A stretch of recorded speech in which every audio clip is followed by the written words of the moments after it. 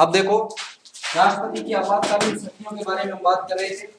इससे पहले की क्लास की कक्षा के अंदर हमने पढ़ा कि अनुच्छेद 352 के तहत राष्ट्रीय आपातकाल की हमने बात की।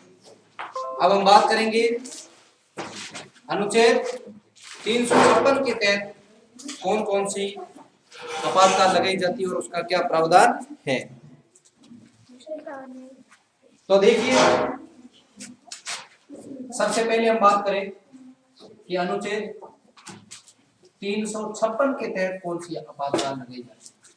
तो अनुच्छेद 356 में संवैधानिक तंत्र विफल होने पर आपातकाल की घोषणा भारत का राष्ट्रपति करता है।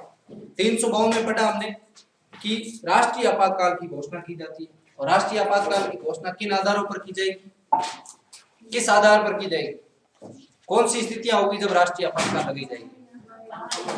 बाहरी आक्रमण, देश द्वारा किसी युद्ध में भाग लेना या खुद युद्ध करना। तीसरी बात, सशस्त्र विद्रोह, इसके आधार पर लगाई जाती है। अब तक 3 बार लगी है भारत में। इसको कैसे बढ़ाया जाता है, इसकी अवधि कितनी होती है, सारी चीजें हमने पढ़ी। अब आ रहा है अनुच्छेद 356, संवैधानिक तंत्र विफल होने पर राज्यों में, अब यहाँ पे राज्यों में शब्द प्रयोग कर रहा हूं, इसका मतलब ये आपातकाल कहां लगती है, केवल और केवल किसी राज्य में लगती है। अगर किसी राज्य में संवैधानिक तंत्र विफल होने पर उसी राज्य में लगाई जाती है, पूरे देश के अंदर ये नहीं लगती है। राज्यों में संवैधानिक तंत्र विफल होने पर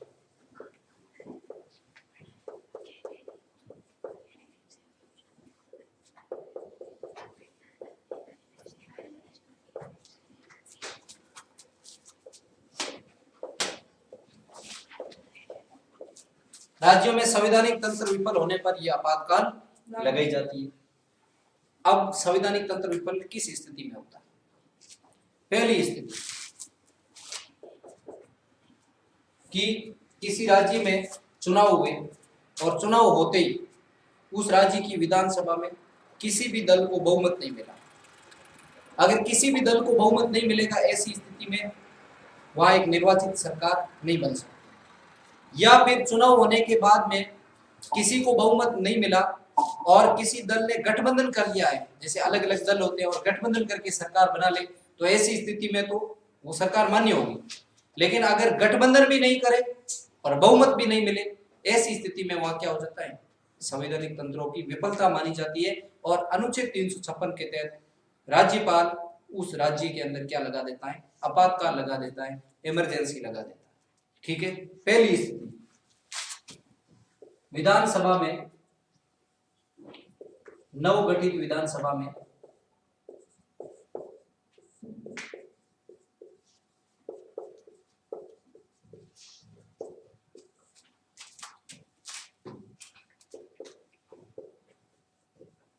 बहुमत न मिलना,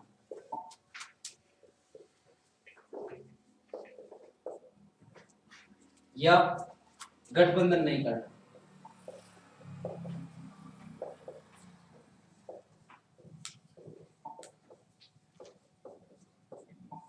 बहुमत नहीं मिलना और दूसरी बात गठबंधन नहीं करना। अगर किसी दल को बहुमत नहीं मिले तो भी अगर 2 या 3 दल मिलकर के सरकार बनाए तो गठबंधन सरकार हो सकती है।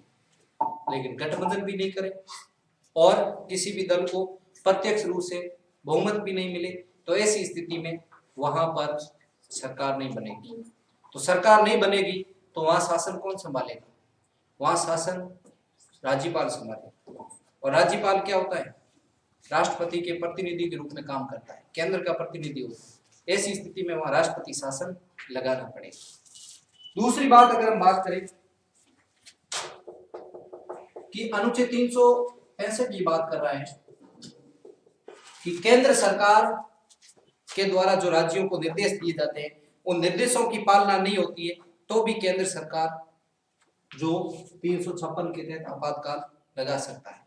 अब यहाँ एक, मैं इस अनुच्छेद को भारतीय संविधान का सबसे विवादास्पद अनुच्छेद कहूं तो कोई अतिशयोक्ति नहीं होगा, क्योंकि ये अनुच्छेद है, ये अपने आप में क्या एक विवादास्पद है। क्यों है, क्योंकि केंद्र सरकार अपनी मन मर्जी से कहीं पर भी किसी भी राज्य में आपातकाल लगा सकता है। 365 क्या कह रहा है, पहले इस बात को सुनिए। 365 ये कह रहा है कि केंद्र सरकार के निर्देशों की पालना अगर राज्य सरकार नहीं करती है तो वहां पर 356 के तहत आपातकाल लगाई जाती है। ये कौन सा अनुच्छेद कह रहा है? 365। केंद्र सरकार के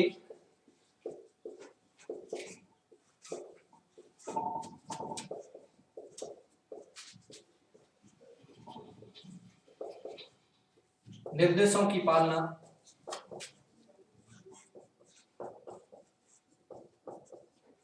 अगर राज्य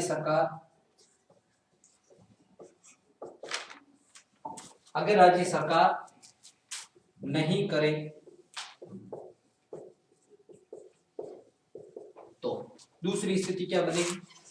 पहली स्थिति ये कि नवगठित विधानसभा में बहुमत नहीं मिलना या गठबंधन नहीं करना किसी दल द्वारा, ऐसी स्थिति में आपातकाल लगाई जा सकती।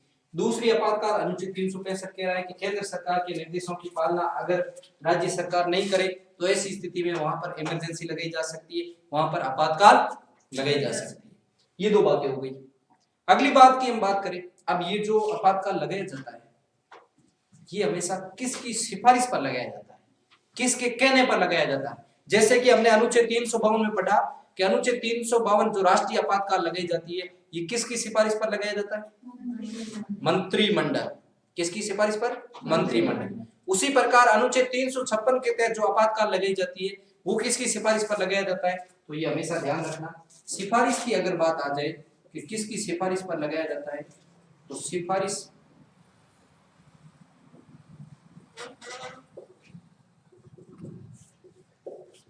शब्द आ जाए तो इसका मतलब हो जाएगा राज्यपाल।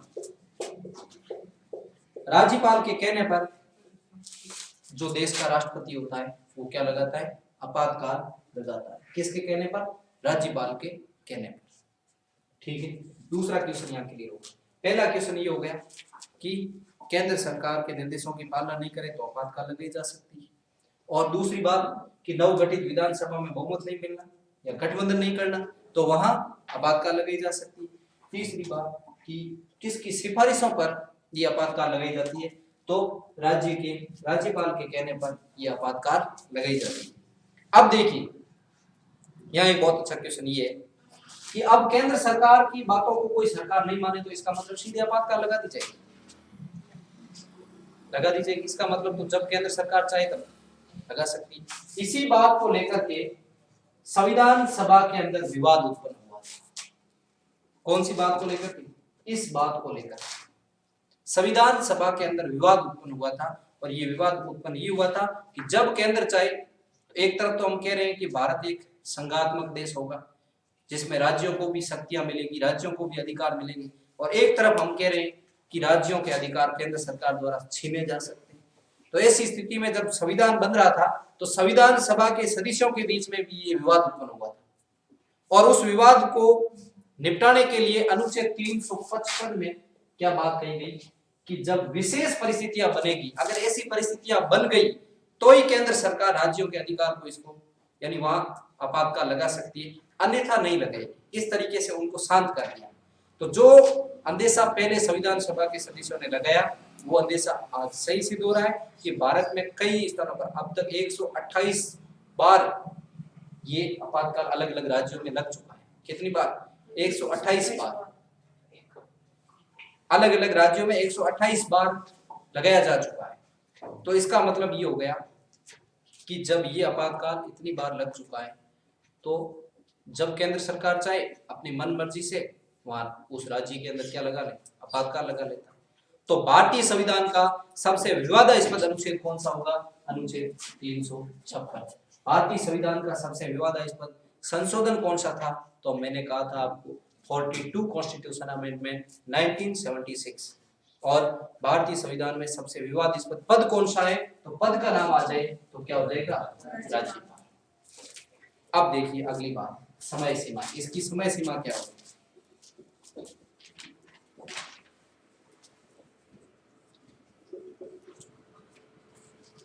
समय सीमा का ध्यान रखना, यानी ये कितने समय तक रहती है। तो ध्यान रखना, आपातकाल की घोषणा कौन करता है? राष्ट्रपति करता है।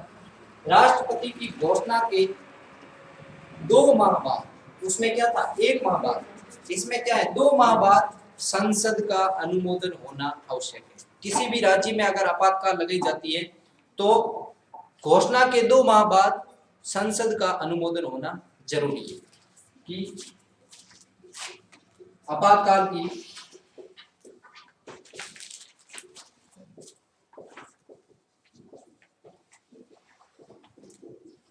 घोषणा के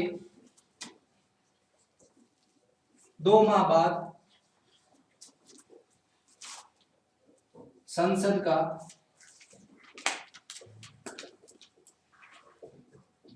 अनुमोदन करवाना आवश्यक है। अगर नहीं करवाया गया 2 महीने तक तो 2 महीने बाद वह आपातकाल समाप्त हो जाएगा। यानी 2 माह बाद संसद का अनुमोदन करवाना आवश्यक है। संसद के अनुमोदन के बाद इस आपातकाल की समय सीमा कितनी होगी? 6 माह। कितनी? 6 माह। यानी दूसरी बात है, संसद के अनुमोदन के बाद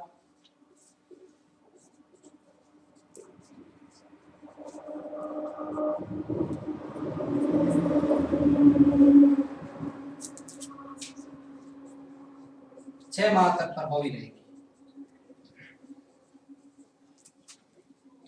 कौन प्रभावी रहेगी? आपातकाल 6 माह तक क्या है?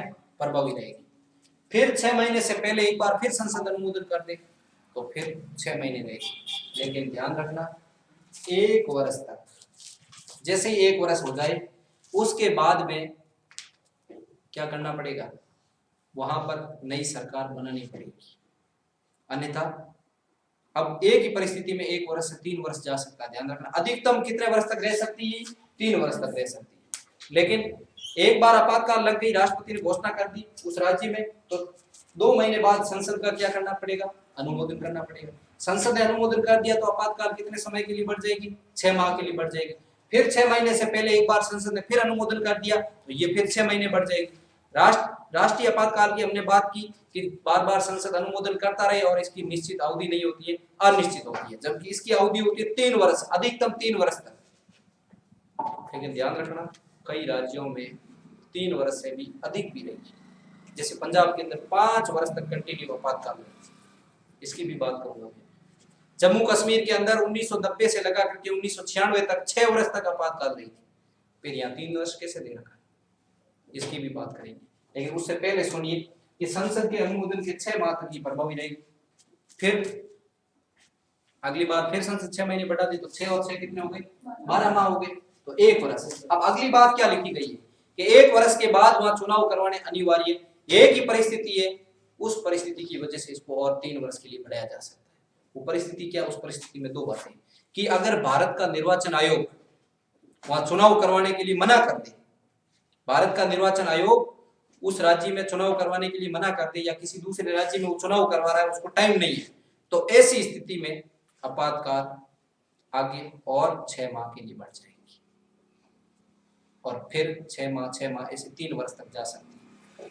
और दूसरी बात, अगर देश के अंदर राष्ट्रीय आपातकाल लगी हुई है, अगर देश के अंदर राष्ट्रीय आपातकाल लगी हुई है तो ऐसी स्थिति में भी वो आपातकाल 1 वर्ष से बढ़ करके आगे फिर 6 महीने हो जाएगी। फिर संसद अनुमोदन कर दे, फिर 6 महीने हो जाएगी। इस तरीके से 3 वर्ष तक अधिकतम इसकी अवधि। लेकिन 1 वर्ष बाद चुनाव करवाना आवश्यक है, ये बात कही गई है। लेकिन 2 परिस्थितियां अगर आ जाए तो ऐसी स्थिति में 1 वर्ष से भी ज्यादा इसको रखा जा सकता है। 2 परिस्थितियां कौन सी? कि भारत निर्वाचन आयोग उस राज्य में चुनाव करवाने से मना कर दे तो। दूसरी बात, अगर देश के अंदर 352 के तहत आपातकाल लगी है, पूरे देश के अंदर राष्ट्रीय आपातकाल लगी हुई है, तो ऐसी स्थिति में चुनाव हो नहीं सकता। चुनाव नहीं होगा तो ऑटोमेटिकली उस राज्य की भी आपातकाल बढ़ जाएगी। तो अधिकतम, अगली बात क्या है? अधिकतम अवधि कितनी होगी? 3 वर्ष। किसी भी राज्य में अधिकतम आपातकाल 3 वर्ष के लिए लगाया जा सकता है। अब आपको तो पता नहीं है कि पंजाब में कितनी लगी, जम्मू कश्मीर में कितनी लगी, मैं बता देता हूं। जब अधिकतम 3 वर्ष दे रखा है तो पंजाब में 5 वर्ष आपातकाल कैसे रह सकती है? 5 वर्ष रही है। जम्मू कश्मीर में 6 वर्ष तक रही है आपातकाल कंटिन्यू। ऐसा क्यों हुआ? ऐसा भी हो सकता है 3 वर्ष से अधिक अगर किसी राज्य में आपातकाल रखनी है तो ऐसी स्थिति में संविधान में क्या करना पड़ेगा, संशोधन करना पड़ेगा, और संविधान में संशोधन करके उसको और बढ़ाया जा सकता है। और ऐसा ही हुआ पंजाब और जम्मू कश्मीर को लेकर के, वहां स्थितियां सामान्य नहीं हुई तो अधिकतम 3 वर्ष से ज्यादा हो नहीं सकती थी, तो ऐसी स्थिति में संसद ने क्या करवाया, संशोधन करवाया, और संशोधन करवा करके पंजाब में 5 साल के लिए कर दिया और जम्मू कश्मीर में इसकी समय सीमा को बढ़ाते बढ़ाते 6 वर्ष तक ले गए। तो ये 2 अपवाद भी है, ध्यान रखना, 3 वर्ष से ज्यादा समय के लिए यहाँ आपातकाल रही थी। तो ये जो महत्वपूर्ण बातें थी ये हमारे अनुच्छेद 356 के तहत सिफारिश, स्थितियां और समय सीमा, ये चीजें मैंने आपको बताई। आप तुरंत प्रभाव से इसको जल्दी से जल्दी नोट कर लीजिए अपनी कॉपी में, ताकि इसकी अगली चर्चा अपन बहुत जल्दी कर सके और स्पीड के अंदर राष्ट्रपति की आपातकालीन शक्तियों को खत्म कर सके, जल्दी से जल्दी, फास्ट।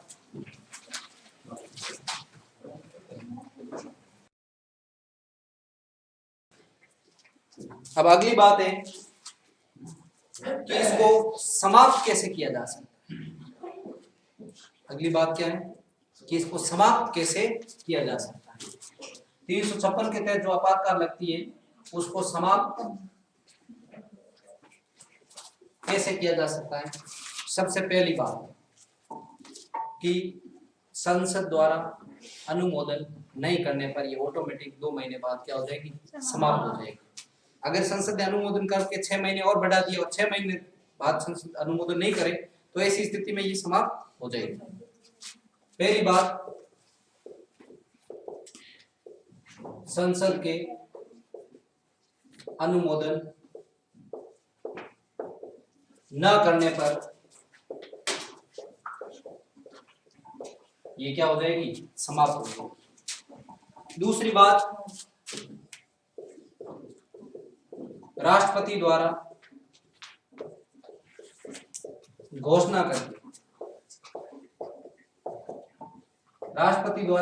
करके भी इसको समाप्त किया जा सकता है।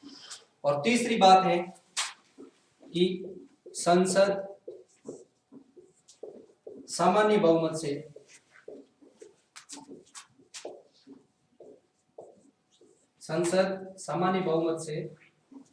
समाप्त कर सकती है। संसद सामान्य बहुमत से प्रस्ताव पारित करती है। संसद सामान्य बहुमत से प्रस्ताव पारित करके भी इसको समाप्त कर सकती है। तो ये जो प्रक्रिया है, ये सारी चीजें सेम टू सेम जो राष्ट्रीय आपातकाल में पढ़ी थी आपने, वही समाप्त करने की प्रणाली यहाँ पर सेम है, कोई ज्यादा फर्क नहीं। अगली बात, प्रभाव। अब राष्ट्रीय आपातकाल लगती है, राज्यों में संवैधानिक तंत्र विफल होने पर जो आपातकाल लगती है उसके प्रभाव क्या सामने आते हैं। पहला प्रभाव कि वहां पर जो राज्य सूची में शामिल कानून है वो कानून अब कौन बनाएगा, राष्ट्रपति बनाएगा, क्योंकि वहां राष्ट्रपति शासन लग चुका है। तो राष्ट्रपति के द्वारा या केंद्र सरकार द्वारा वो कानून बनाए जाते हैं। एक बात और ध्यान रखना कि राष्ट्रीय आपातकाल अगर लगी हुई होती है, राष्ट्रीय आपातकाल का मतलब पूरे देश में, उस समय राज्य सूची में सम्मिलित जो विषय होते हैं उस पर अनुच्छेद 250 के तहत केंद्र सरकार द्वारा कानून बनाया जाता है। जबकि अमूमन राज्य सूची में सम्मिलित विषयों पर कानून बनाने का अधिकार किसका है, राज्य सरकार। संघ सूची में सम्मिलित विषयों पर कानून बनाने का अधिकार किसका है, केंद्र सरकार। जबकि समवर्ती सूची पर कानून बनाने का अधिकार किसका है, केंद्र और राज्यों दोनों का है। लेकिन विवाद उत्पन्न हो जाए तो कौन कानून बनेगा, केंद्र। अब एक राज्य सूची में केवल राज्य सरकार बना सकती है, लेकिन कौन सी परिस्थितियों के अंदर राज्य सूची में सम्मिलित विषयों के ऊपर कानून केंद्र सरकार भी बना सकती है। तो ऑप्शन आपके सामने आएंगे, राष्ट्रीय आपातकाल के समय ऑप्शन नंबर बी, उस राज्य में संवैधानिक तंत्र विफल होने पर, ऑप्शन नंबर सी ए व बी दोनों, और ऑप्शन नंबर डी उपयुक्त में से कोई नहीं। क्वेश्चन ये दे रहा हूं मैं कि राज्य सूची में सम्मिलित विषयों पर कानून बनाने का अधिकार केंद्र सरकार को कब मिलता है। आपातकाल के समय मिलता है कि राज्यों में राज्य सूची में सम्मिलित विषयों पर केंद्र सरकार कानून कब बना सकती है? ऑप्शन नंबर ए, राष्ट्रीय आपातकाल के समय। ऑप्शन नंबर बी, राज्यों में संवैधानिक तंत्र विफल होने पर। ऑप्शन नंबर सी, ए व बी दोनों। ऑप्शन नंबर डी, उपयुक्त में से कोई नहीं।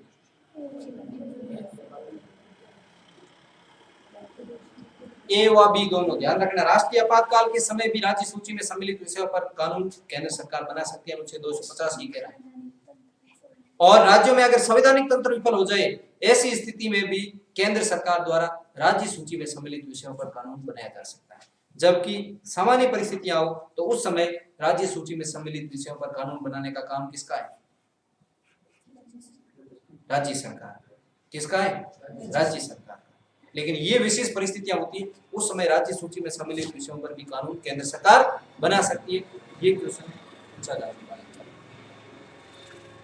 हम सब पढ़ते आए आज तक कि राज्य सूची में केवल राज्य सरकार कानून बनाती है। ठीक है, आपने ये पढ़ा 12वीं तक। संघ सूची में सम्मिलित विषयों पर कानून केंद्र सरकार बनाती है। समवर्ती पर दोनों बना सकते हैं, लेकिन विवाद उत्पन्न होने पर किसका मान्य होगा? केंद्र सरकार। यहाँ तक तो आपने पढ़ा, लेकिन राज्य सूची में सम्मिलित विषयों पर भी केंद्र सरकार कानून बना सकती है, ये आपने नहीं पढ़ा। तो अब जान लो, 250 के तहत राष्ट्रीय आपातकाल और संवैधानिक तंत्र विफल होने की स्थिति में राज्य सूची में सम्मिलित विषयों पर भी केंद्र सरकार कानून बना सकती है। ठीक है, तो प्रभाव क्या है? राज्य सूची में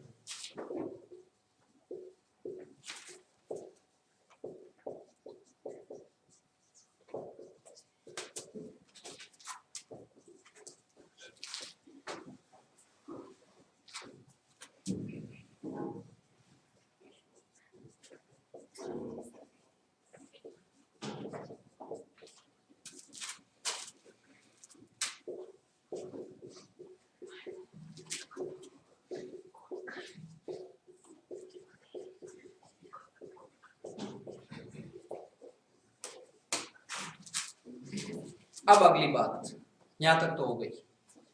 अब भारत में सर्वाधिक आपातकाल दिनों की दृष्टि से अपन बात करें तो किस राज्य में लगा है?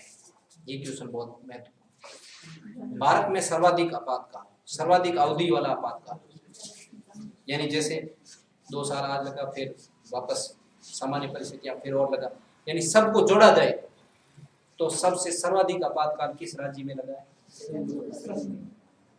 Wrong answer. भारत में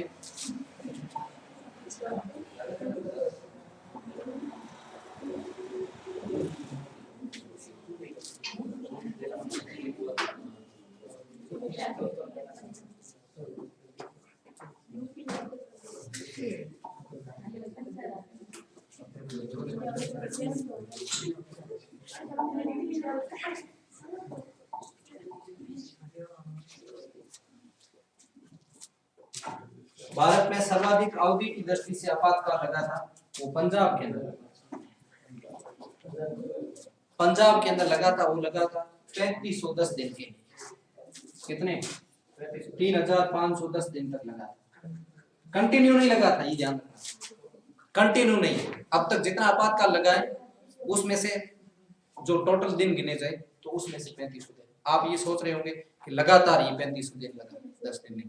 लगातार पंजाब में 5 वर्ष तक जरूर लग चुका था, लेकिन इसके अलावा और भी कई बार पंजाब में लगा। तो उन सब आपातकाल, जैसे 5 साल लगा, 2 साल लगा, उन सबको जोड़ा जाए तो ऐसी स्थिति में 3510 दिन तक पंजाब में आपातकाल लग चुका। अब अगला है, भारत में न्यूनतम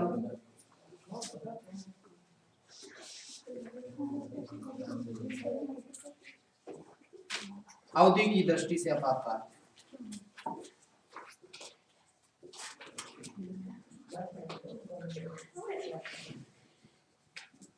अवधि की दृष्टि से आपातकाल, ये आपातकाल भारत में 2 राज्यों में लगा है। एक तो है कर्नाटक और एक है बंगाल। इन दोनों के अंदर 7 दिन तक लगा। कितने दिन तक? 7 दिन तक, केवल 7 दिन के लगा। सबसे कम अवधि के लिए लगा हुआ है तो कर्नाटक और बंगाल के अंदर केवल और केवल 7 दिन के लिए लगा था, और सर्वाधिक कहाँ लगा था? पंजाब के अंदर 3510 दिन के लिए। अगला क्वेश्चन। सर आपातकाल लगा हुआ क्यों?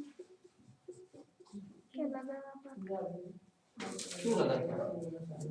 अभी मैंने इतनी चीज बताया, राज्यों में अगर संवैधानिक तंत्र विफल हो जाए, यानी विधानसभा भंग हो जाए, या फिर विधानसभा में बहुमत नहीं मिले किसी सरकार को और वो गठबंधन भी नहीं करे, तो ऐसी स्थिति में राज्य में सरकार तो चलानी पड़ेगी। तो सरकार चलाने के लिए आपातकाल लगाई जाएगी, और वहां पर सरकार शासन कौन चलाएगा? केंद्र सरकार चलाएगी उस राज्य के अंदर। इसलिए आपातकाल लगाया जाता है।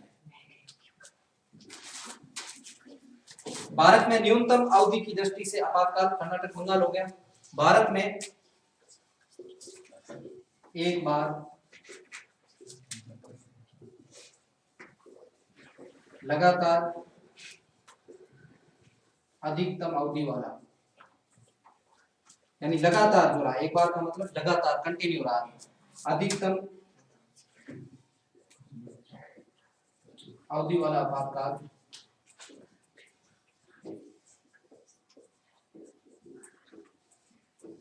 ये आपातकाल जम्मू कश्मीर के अंदर लगा, कंटिन्यू 6 वर्ष रहा था, 1990 से लगा करके 1996 तक ये आपातकाल लगातार 1990 से 1996। और ध्यान रखना, भारत में सर्वाधिक आपातकाल किस प्रधानमंत्री ने लगाया? ये 356 के तहत जो राज्यों में संवैधानिक तंत्र, यानी जो प्रधानमंत्री होता है वो पूरा प्रयोग करता है इस शक्ति का, क्योंकि जो राज्यपाल है वो हमेशा किसका होता है? केंद्र सरकार का प्रतिनिधि होता है। जो केंद्र की बात को मानता है उसी को राज्य में राज्यपाल के रूप में नियुक्त किया जाता है। किसके द्वारा? केंद्र की सरकार के द्वारा। तो ऐसी स्थिति में सबसे ज्यादा किस प्रधानमंत्री ने राज्यों में आपातकाल लगाया था? तो इंदिरा गांधी नाम आएगा। 50 बार उन्होंने आपातकाल लगाया। अब तक 128 बार लगाए, उसमें से 50 बार अकेले इंदिरा गांधी का नाम आएगा कि इंदिरा गांधी के समय सर्वाधिक लगा था। 50 बार राज्यों के अंदर, अलग अलग राज्यों के अंदर लगा। अब तक भारत के अलग अलग राज्यों में कितनी बार आपातकाल लग चुका है? 128 बार लग चुका है टोटल। तो ये प्रमुख बातें थी कि सबसे पहले समाप्त कैसे किया जाएगा कि संसद का अनुमोदन ना होने पर 2 माह के भीतर अगर संसद अनुमोदन नहीं करे तो ऐसी स्थिति में आपातकाल ऑटोमेटिकली समाप्त हो जाएगा। दूसरी बात, राष्ट्रपति द्वारा घोषणा करके राष्ट्रपति घोषणा कर दे कि आज से आपातकाल समाप्त। तीसरी बात, संसद सामान्य बहुमत से प्रस्ताव पारित करके, यानी संसद ने दोनों सदनों से सामान्य बहुमत से एक प्रस्ताव ला करके पारित करवा करके उस आपातकाल को समाप्त करवा सकता है। इसके प्रभाव क्या होते हैं कि राज्य सूची में सम्मिलित विषयों पर केंद्र सरकार द्वारा कानून बनाए जाते हैं। 356 के क्या प्रभाव नजर आते हैं? राज्य सूची में सम्मिलित जो विषय होते हैं उसके ऊपर कानून केंद्र सरकार बना सकती है। अगली बात, भारत में सर्वाधिक अवधि की दृष्टि से आपातकाल कहां लगा था? पंजाब में। कितने दिन लगा था? 3510 दिन तक लगा था। भारत में न्यूनतम अवधि की दृष्टि से आपातकाल कहां लगा? कर्नाटक और बंगाल 2 के अंदर लगा था और 7 दिन के लिए लगा था केवल।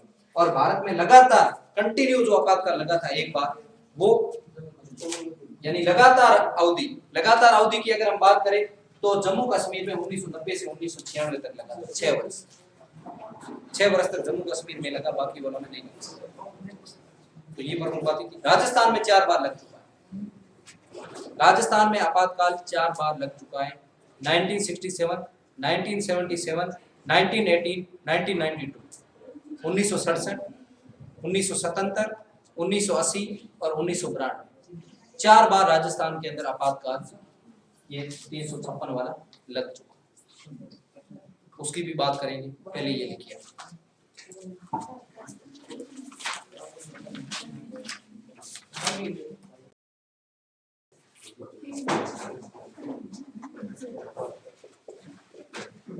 अब ये जो वित्तीय आपातकाल है, हमेशा भारत का राष्ट्रपति वो लगाता है।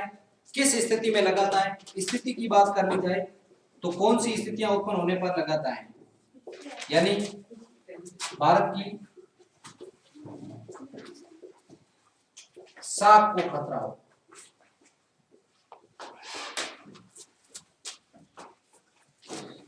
दूसरी बात गरीबी, और तीसरी बात मुद्रास्फीति हो जाने पर, मुद्रास्फीति की स्थिति में ये आपातकाल लगाया जाता है। साख का मतलब होता है कि अगर कोई व्यक्ति होती है, उसकी साख होती है, पेट होती है, जिसे अपन कहते हैं पेट, साख या पेट, इज्जत, यानी जिसकी साख होती है उसी को पैसे उधार दिए जाते हैं। जिसकी साख नहीं हो तो कौन देगा पैसे? जिसकी साख है तो लोग उसको क्या करेंगे? पैसे देंगे। अगर कोई व्यक्ति समय पर वापस दे देता है दूसरे की, तो दूसरी बार भी उसको क्या है? पैसे दिए जाएंगे। ये क्या हो गई? साख हो गई। बंद करना। अनुच्छेद 360 के तहत वित्तीय आपातकाल लगाई जाती है। सबसे पहले भारत की साख को, यानी भारत की साख को खतरा हो। दूसरी बात, भारत में अगर गरीबी हो जाए। तीसरी बात, भारत में मुद्रास्फीति हो जाए। साख कब खतरे में होगी? जब कोई व्यक्ति उधार नहीं देगा, दूसरे देश जब भारत को पैसे नहीं देंगे, तो ऐसी स्थिति में भारत की साख को खतरा है। तो ऐसी स्थिति में भारत में 360 के तहत वित्तीय आपातकाल लगाई जा सकती है, और ऐसी स्थितियां भारत में बिल्कुल बनी है। अभी जो लॉकडाउन लगा था उस समय ऐसी स्थितियां बन गई थी, वित्तीय आपातकाल, पैसों की समस्या आ गई थी। और आपने सुना होगा उस समय संसद के सदस्यों का वेतन काटा गया, 30% काटा गया। उस समय वित्तीय आपातकाल बहुत ज्यादा हो चुका है, वित्तीय आपातकाल जैसी समस्या उत्पन्न हो चुकी थी, वित्तीय संकट आ चुका था। इससे पहले 1991 के अंदर भारत के अंदर वित्तीय समस्या आई थी, और उस समय एक मॉडल आया था, राव मनमोहन मॉडल। उन्होंने कहा उदारीकरण, निजीकरण और वैश्वीकरण, 3 चीजें अपनाई गई, और उस मॉडल ने भारत को वित्तीय आपातकाल से बचा दिया। पीवी नरसिम्हा राव की सरकार के समय एक बार देश वित्तीय संकट से जूझ रहा था, और उस समय राव मनमोहन जो थे, उन्होंने अपना मॉडल दिया कि अगर भारत में वैश्वीकरण को अपनाया जाए, भारत में अगर निजीकरण को अपनाया जाए, और भारत में अगर उदारीकरण को अपनाया जाए, तो ऐसी स्थिति में भारत वित्तीय संकट से जो जूझ रहा है वो समस्या का समाधान हो सकता है। जब ये तीनों चीजें लागू की गई, तो भारत वित्तीय संकट से जो जूझ रहा था वो समस्या समाप्त हो गई, और वित्तीय आपातकाल की आवश्यकता नहीं पड़ी। अब देखिए, उसके बाद में सेकंड जो अभी लॉकडाउन हुआ था फर्स्ट, उस समय ऐसी स्थितियां उत्पन्न हो गई थी, लेकिन इसको भी संभाल लिया गया। अब अगली बात कि ये किसकी सिफारिश पर लगाई जाती है? वित्तीय आपातकाल जो लगाई जाती है वो किसकी सिफारिश पर लगाई जाती है? तो ध्यान रखना, मंत्रिपरिषद। किसकी सिफारिश पर? मंत्रिपरिषद पर, मंत्रिपरिषद की सिफारिश पर। अब मैंने कहा कि 352 के तहत जो आपातकाल लगाई जाती है वो मंत्रिमंडल के कहने पर लगाई जाती है, और 360 के तहत जो भारत का राष्ट्रपति आपातकाल लगाता है वो मंत्रिपरिषद के कहने पर लगाता है। अब यहाँ फर्क हुआ नहीं? मंत्रिमंडल में कौन आते हैं? केवल कैबिनेट मंत्री, और मंत्रिपरिषद में क्या आते हैं? कैबिनेट, राज्य, उप, स्वतंत्र प्रभार वाले सारे आ जाते हैं। तो 360 के तहत जब आपातकाल लगाई जाएगी तो मंत्रिमंडल के कहने से नहीं लगेगी, केवल मंत्रिपरिषद के कहने पर लगेगी। और 352 के तहत लगाई जाएगी तो केवल और केवल कैबिनेट मंत्रियों के कहने पर ही लगाई जा सकती। ये फर्क है इसका। अगली बात, इसकी जो समय सीमा है वो क्या है? पहली बात तो आपातकाल लागू होने के 2 माह बाद संसद द्वारा अनुमोदन करना आवश्यक है।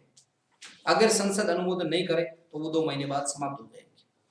दूसरी बात, अगर संसद अनुमोदन कर दे तो ये कितने महीने तक प्रभावी रहेगी? 6 माह तक प्रभावी रहेगी। फिर संशोधन अनुमोदन करे, फिर 6 माह तक प्रभावी रहेगी। यानी इस तरीके से 6 माह तक ये प्रभावी रहती।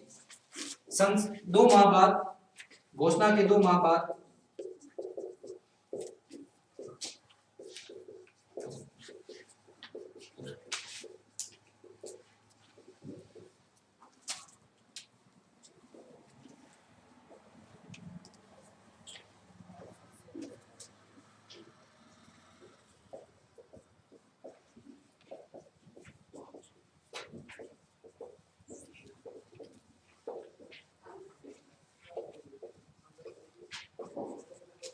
घोषणा के 2 माह बाद संसद का अनुमोदन होने पर 6 माह तक ये प्रभावी रहेगी। ठीक है। अगली बात हम करें, इसको समाप्त कैसे किया जा सकता है? तो इसको समाप्त करने के लिए अगर हम बात करें, समाप्त करना है तो सबसे पहले समाप्त कैसे होगी ये? संसद अनुमोदन ना करे तो ये क्या हो जाएगी? समाप्त हो जाएगी। दूसरी बात, राष्ट्रपति घोषणा कर दे, राष्ट्रपति द्वारा घोषणा करने पर।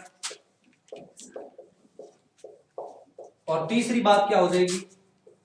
संसद द्वारा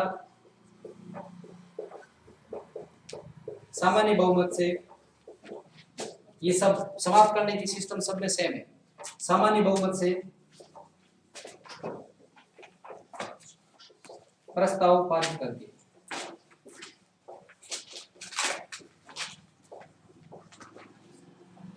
ये बात हो गई। अब इसके प्रभाव क्या होंगे?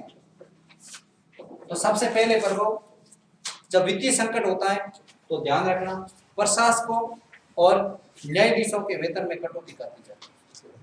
प्रभाव क्या होगा कि प्रशासकों व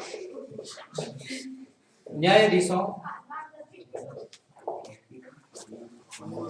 के वेतन में कटौती।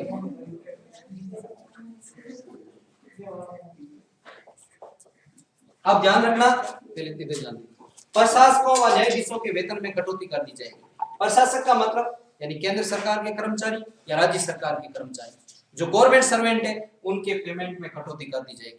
न्यायाधीशों का वेतन चाहे सर्वोच्च न्यायालय का हो, चाहे उच्च न्यायालय का हो, चाहे जिला न्यायालय का हो, सभी न्यायाधीशों के वेतन में कटौती कर दी जाएगी। ध्यान रखना, संविधान में इन्हीं शब्दों का उल्लेख किया गया, संसद के सदस्यों का और विधानसभा के सदस्यों के वेतन की कटौती से संबंधित कोई प्रावधान नहीं है। अगर सरकार चाहे तो उनकी भी कटौती कर सकती है, लेकिन संविधान में इन्हीं का उल्लेख है कि प्रशासक और न्यायाधीशों के वेतन में कटौती की जा सकती है जब देश के अंदर वित्तीय संकट होगा। तो जब वित्तीय संकट समाप्त हो जाएगा तो ऐसी स्थिति में जो उनको वेतन मिल रहा था वापस वो वेतन मिलना शुरू हो जाएगा।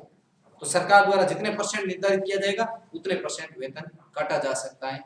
कब? वित्तीय आपातकाल के समय में। तो हमारी ये वित्तीय शक्ति समाप्त होती है। राष्ट्रपति की हमने पढ़ लिया, गठन पढ़ा राष्ट्रपति का हमने, राष्ट्रपति की सामान्यकालीन शक्तियों को पढ़ा हमने, राष्ट्रपति की आपातकालीन शक्तियों को पढ़ा। जहां तक मुझे पूरी उम्मीद है कि एक भी क्वेश्चन कोई पीछे छूटा हो, आपको सारे क्वेश्चन आते होंगे। आज मंडे को अपन क्या करेंगे, एक जो भारत के राष्ट्रपति बने आज तक उनके बारे में चर्चा करनी थोड़ी बाकी है। शुरुआत से लगा करके आज तक एक ही ट्रिक में पूरे राष्ट्रपति करूंगा। राजू की राधा जाकर गिरी फखरुद्दीन रेड्डी की जेल में, तब ब्रह्मा शंकर नारायण की कलम से प्रतिभा निकली प्रणव के साथ मोहित। पूरे एक ही ट्रिक में शुरुआत से लगा करके राष्ट्रपति पूरे राष्ट्रपति आएंगे, उसके कार्यकाल को पढ़ेंगे और उसने क्या क्या काम किए अपने शासन के दौरान, वो महत्वपूर्ण कामों के बारे में चर्चा करेंगे। उसके बाद में अपन राष्ट्रपति से संबंधित एक महत्वपूर्ण प्रश्नोत्तरी लेकर आएंगे। महत्वपूर्ण क्वेश्चन राष्ट्रपति से संबंधित जितने भी कंपटीशन एग्जाम में पूछे जा चुके हैं या भविष्य में इस प्रकार के क्वेश्चन उठ सकते हैं, उन सारे क्वेश्चनों की विशेष रूप से चर्चा करेंगे, क्योंकि आगे आप कंपटीशन का एग्जाम दो तो राष्ट्रपति से संबंधित एक भी क्वेश्चन गलत नहीं होना चाहिए। तो आज के लिए इतना ही, धन्यवाद।